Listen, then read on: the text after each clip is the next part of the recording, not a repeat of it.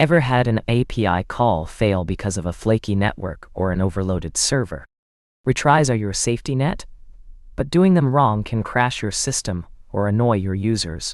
From Idempotency to Exponential Backoff, retry strategies are the backbone of robust apps.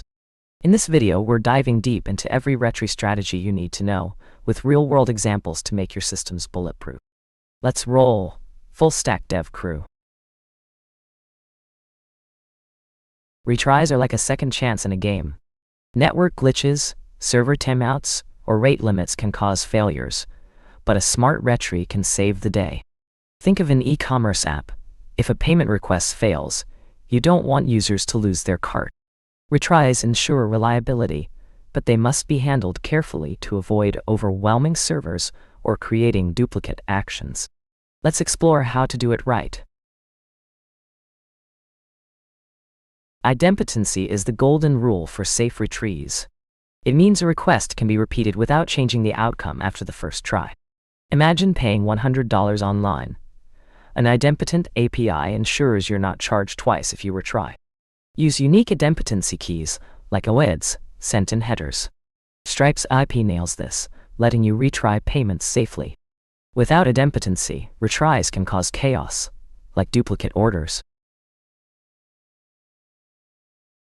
Fix delay retries wait a set time between attempts, like 1 second.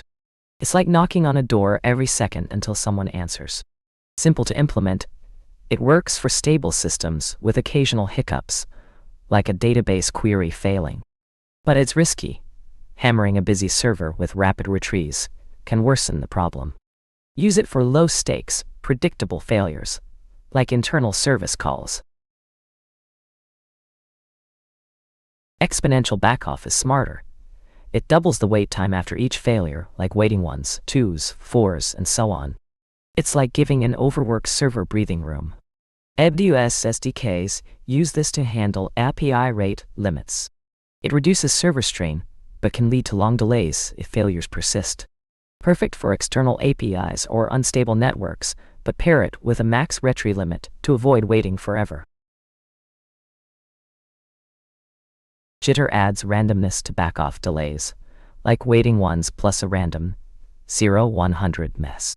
It's like staggering arrivals at a concert to avoid a stampede. Without jitter, retries from many clients can sync up and flood the server again. Google's HTTP client libraries use jitter with exponential backoff to prevent this. It's a must for distributed systems with many clients retrying at once. Capped retries set a maximum number of attempts, like trying a locked door 3 times before giving up. It prevents infinite loops that clog your system. For example, GitHub's API client might retry a failed request 3 times before showing an error. Combine with backoff for best results. Always define a cap to keep your app responsive and avoid wasting resources on hopeless failures. Circuit breakers stop retries when a service is consistently failing, like flipping a breaker to avoid overloading a circuit. If an API fails too many times, the breaker opens, halting requests for a cooldown period. Netflix Hystrix library uses this to protect microservices. It's ideal for distributed systems, preventing cascading failures, but requires tuning to avoid premature cutoffs.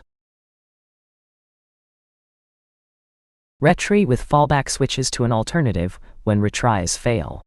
It's like calling a friend's backup number if their main line is down.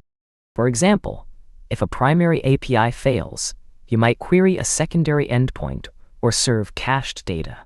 AWS S3 clients often fall back to a different region. This boosts resilience but needs careful logic to ensure fallbacks are reliable and up-to-date. Adaptive retries tweak strategies based on real-time conditions, like a thermostat adjusting to the weather. If a server's response time spikes, it might increase backoff or reduce attempts. Tools like Poly and Net can adjust retries dynamically. This is great for unpredictable systems, but adds complexity. Use it when you need flexibility, like in multi-region cloud apps. Implementing retries. Use libraries like Poly for net, Resilience Forge for Java, or AWS SDKs for built-in backoff. Always return clear HTTP 429 or 503 codes with retry after headers for client guidance. Log retry attempts for debugging, and test under failure scenarios, network drops or server overloads. Combine idempotency with backoff and jitter for robust systems. Monitor with tools like Prometheus to catch retry storms early. Retries are your app's lifeline, turning flaky failures into seamless success. From idempotency to circuit breakers, mastering these strategies ensures your systems stay reliable under pressure. Start small with fixed delays, then level up with backoff and jitter. Test, monitor, and build smarter. Thanks for watching, Full Stack Dev fam. Smash that like button, subscribe, and let's keep crafting resilient apps.